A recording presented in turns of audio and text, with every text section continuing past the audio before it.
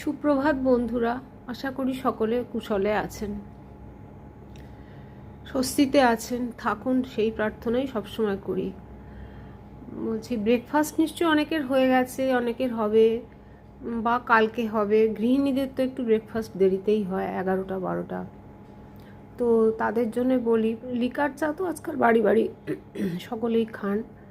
তাতে একটু আদা, একটু একটা গোলমরিচের পেস্ট গুঁড়ো করে বা একটুখানি গোলমরিচ, একটু তুলসী পাতা, 1 ফোঁটা পাতিলেবুর রস, একটু 1 চিমটে বিট নুন আর একটু সুগার ফ্রি, এটা দিয়ে চাটা বানালেন।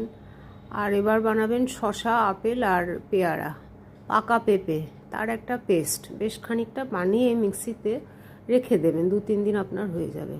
সেটাও 2 চামচ ওই চায়ের সঙ্গে মিশিয়ে চাটা আরেকবার গরম করে খান। তার সঙ্গে খান 2টো ব্রাউন ব্রেড আর পিনাট বাটার।